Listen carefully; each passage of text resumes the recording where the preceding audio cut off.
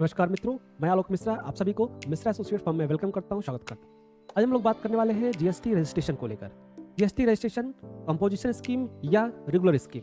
आप सभी जब जीएसटी रजिस्ट्रेशन के लिए जाते हैं तो आपको ये डाउट होता है कि हमें कौन सा जीएसटी रजिस्ट्रेशन लेना चाहिए, कंपोजिशन लेना चाहिए या रेगुलर लेना चाहिए। तो आज हम उसी के बारे में बात करने वाले हैं कि आपको कंपोजिशन स्कीम लेना अच्छा है या रेगुलर स्कीम लेना अच्छा है।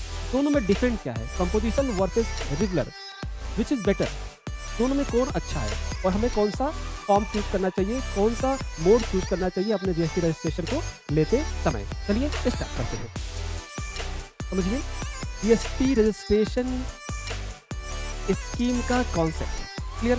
हमें कौन से जीएसटी रजिस्ट्रेशन को लेना चाहिए, कौन से जीएसटी रजिस्ट्रेशन को नहीं लेना चाहिए। आज हम उसी डाउट को क्लियर करने वाले हैं कि एक्चुअल में कंपोजिशन रजिस्ट्रेशन ले या रेगुलर रजिस्ट्रेशन ले।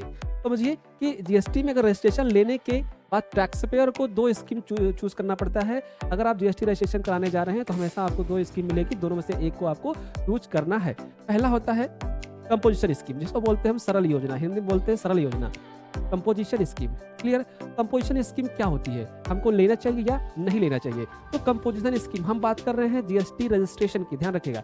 जीएसटी रजिस्ट्रेशन दो पार्ट का होता है, एक होता है कंपोजिशन स्कीम और एक होता है रेगुलर स्कीम।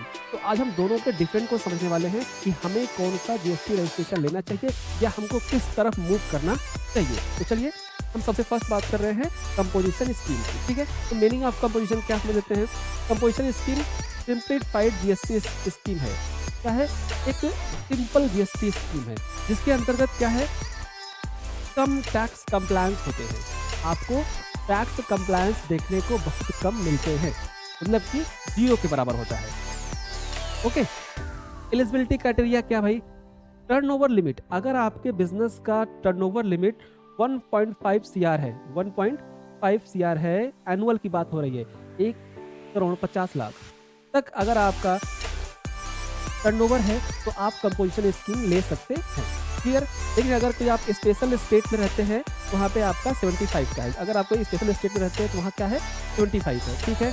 अगला ओनली इंट्रा स्टेट सप्लाई आप यूज कर सकते हैं, ओनली इंट्रा स्टेट सप्लाई। अगर आप कंपोजिशन रजिस्ट्रेशन ले रहे हैं ओनली फॉर इंट्रा स्टेट। अब इंट्रा स्टेट में क्या होता है, विद इन स्टेट, मतलब कि आप एक ही स्टेट में बिजनेस कर सकते हैं, दूसरे स्टेट में आप बिजनेस सेल परचेज नहीं कर सकते हैं। ओके, चलिए। नॉट अलाउ कह रहा है कि नॉट अलाउ, क्या अलाउ नहीं है, अलाउ नहीं है इंटर स्टेट सप्लाई और ई कॉमर्स सेल। अगर आप कंपोजिशन स्कीम में हैं तो आप इंटर स्टेट सप्लाई नहीं कर सकते हैं और ई कॉमर्स सेल नहीं कर सकते हैं। इंटर स्टेट सेल मतलब क्या होता है, एक स्टेट से दूसरे स्टेट, ठीक है। और ई कॉमर्स आप लोग जान ही रहे हैं, अमेजॉन, फ्लिपकार्ट, जोमेटो, इन सभी पे आप सेल नहीं कर पाएंगे। Okay. Casual non residence taxable person. चलिए, इसमें टैक्स रेट क्या होता है, सबसे इंपॉर्टेंट है टैक्स रेट। लोग टैक्स रेट से ही भागते हैं, भैया अगर हम कंपोजिशन करा लेंगे तो हमें टैक्स नहीं देना पड़ेगा या टैक्स हमारा नहीं लगेगा, ठीक है। लोग क्या करते हैं कि बिजनेस हमारा अभी नया नया है, चल नहीं रहा है, तो हम कंपोजिशन में ले लेते हैं, बट उसका बेनिफिट, उसका प्रॉफिट क्या है, लॉस क्या है, ये लोग नहीं समझते हैं, ठीक है। चलिए हम रेट की बात करते हैं। अगर आप कंपोजिशन स्कीम में हैं तो आपको कितना रेट देना पड़ेगा।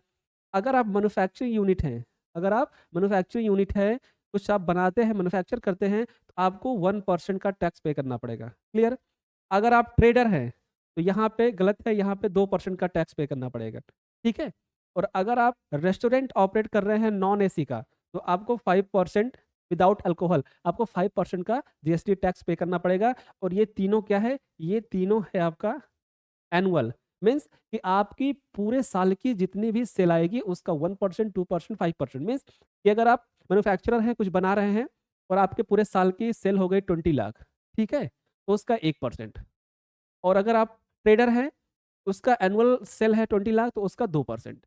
इसी तरीके से एनुअल ये क्लेम किया जाता है, बट रिटर्न फाइलिंग आप क्वार्टरली करनी है। अब रिटर्न फाइलिंग में क्या केस है भाई, रिटर्न में क्या केस है, इसका फॉर्म नंबर होता है CMP08 कंपोजिशन, ठीक है, स्कीम CMP08 के अंतर्गत इसकी क्या होती है, ये चीजें दिखाई जाती है। Okay, CMP08, okay. और ये होता है क्वार्टरली, क्या होता है, क्वार्टरली। और एक फॉर्म भरा जाता है GSTR4 जो होता है एनुअल। इसमें दो ही फॉर्म भरने हैं, एक क्वार्टरली रिटर्न फाइल करना है आपको CPM08 और एक GSTR4 जो एनुअल फाइल किया जाता है। ओके, चलिए। इनपुट टैक्स क्रेडिट आपको नहीं मिलने वाला है, इनपुट टैक्स क्रेडिट आपको नहीं मिलने वाला है। तो आईटीसी अलाउड नहीं होता है, not allowed of ITC. Okay, invoice की बात करें अगर हम, इनवाइस बिल ऑफ सप्लाई आप क्या इशू करेंगे भाई? इनवाइस के केस में क्या इशू करेंगे? बिल ऑफ सप्लाई इशू करेंगे। क्या इशू करेंगे? Bill of supply. Bill of supply. आप टैक्स सेपरेटली शो ऑफ नहीं कर सकते, मीन्स कि आप इसमें टैक्स रिसीव नहीं कर सकते। कोई भी बिल आप इशू करोगे तो उस पर टैक्स बिल इशू नहीं कर सकते, आप इशू करोगे बिल ऑफ सप्लाई इशू करेंगे। किस केस में? कंपोजिशन के स्कीम में। ओके, चलिए रेगुलर की बात करते हैं। रेगुलर स्कीम, ठीक है। रेगुलर स्कीम क्या होती है? Meaning of regular. Regular scheme में tax payer actual GST rate के हिसाब से टैक्स पे करता है। रेगुलर स्कीम के अंतर्गत क्या होता है? जो टैक्स पेयर होता है वो एक्चुअल रेट ऑफ जीएसटी के अंतर्गत टैक्स पे करता है और सारे कंप्लायंस वो फॉलो करता है, ठीक है। आईटीसी का बेनिफिट भी लेता है, सारे कंप्लायंस वो फॉलो करता है। एलिजिबिलिटी क्राइटेरिया क्या होती है? अगर आप रेगुलर फॉर्म में रजिस्ट्रेशन करा रहे हो तो क्या होगा? पहला है कि आपको कोई भी लिमिट नहीं देखनी है, आप कितना भी कर सकते हो टर्नओवर। दूसरा, इंटर स्टेट आपको अलाउ हो जाएगा, मतलब आप इंटर स्टेट भी बिजनेस करिए और इंट्रा स्टेट भी बिजनेस करिए, दोनों तरीके से कर सकते हो। अब ई कॉमर्स पर भी आप सेल कर सकते हो, मीन्स कि अगर आप रेगुलर रजिस्टर्ड हो तो आप कहीं भी सेल करिए, कितना भी सेल करिए। रेट ऑफ जीएसटी क्या होगा भाई? तो एज पर स्लेब जो रेट है आपका, वही रेट आपको प्रोडक्ट वाइज सर्विस वाइज आपको पे करना पड़ेगा। मीन्स कि अगर आप जिस कैटेगरी का प्रोडक्ट सेल कर रहे हो उस कैटेगरी का रेट आपको पे करना पड़ेगा, ठीक है। रिटर्न क्या होता है? रेगुलर अगर आप रेगुलर करा रहे हो तो उस केस में रिटर्निंग का क्या क्या चीज़ है? तो है ये आपका पहला जीएसटीआर 1, जीएसटीआर 1, ठीक है। जीएसटीआर 1 ये मंथली और क्वार्टरली दो तरीके से फाइल होता है, और एक फॉर्म होता है जीएसटीआर 3 भी, ये मंथली फाइल होता है, और एक होता है एनुअल, ये जो रिटर्न जीएसटीआर 9, ये 3 फॉर्म फाइल होते हैं रेगुलर के केस में। क्लियर? अच्छा, एक चीज़ और हम आपको बता दें इसमें, जीएसटीआर 1 जो जीएसटीआर 1 फॉर्म होता है वो नेक्स्ट मंथ ऑफ, ठीक है, नेक्स्ट मंथ ऑफ 10, हर महीने की 10 तारीख को फाइल होता है, हर महीने की 10 तारीख को फाइल होता है, और 3 भी हर महीने की 20 तारीख को फाइल होती है, ठीक है। ये चीज़ ध्यान रखिएगा आप। इनपुट टैक्स क्रेडिट क्या होता है भाई?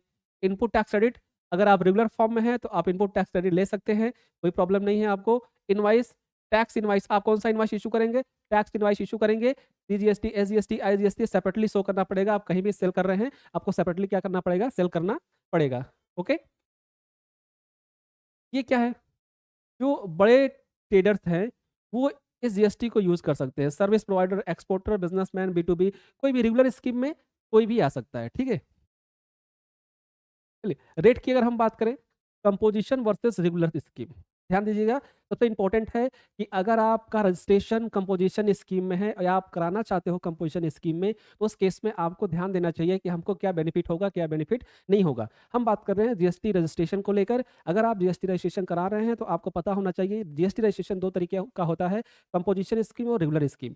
और हमको ये पता होना चाहिए कि कंपोजिशन स्कीम में हमको क्या बेनिफिट मिलता है और रेगुलर स्कीम में क्या बेनिफिट मिलता है, और दोनों में क्या क्या नहीं मिलता है। तो चलिए हम लोग देखते हैं, ठीक है। समझिए, ये आपका है composition scheme, basic composition scheme और रेगुलर स्कीम, ठीक है। रेट की बात करें तो यहाँ पे रेट होता है सबसे कम, लो रेट होता है।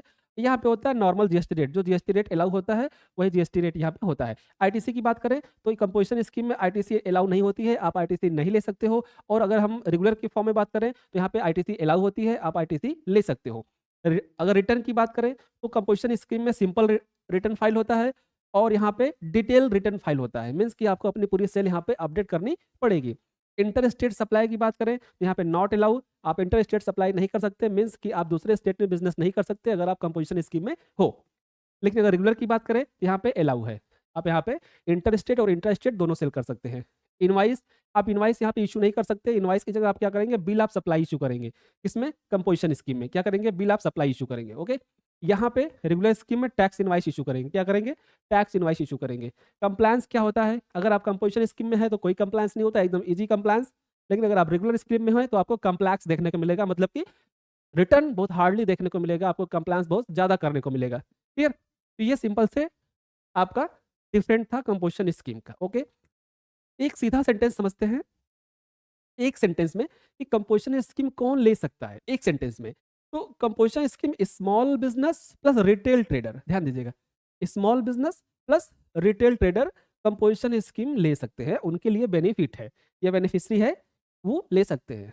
और रेगुलर स्कीम कौन ले सकता है? तो बी टू बी बिजनेस और आईटीसी बेनिफिट। वो बिजनेसमैन जो बी टू बी बिजनेस करना है, मतलब कंपनी से कंपनी का बिजनेस करना है, होलसेल करना है, उस केस में आप क्या कर सकते हो, रेगुलर स्कीम में आ सकते हो। क्लियर?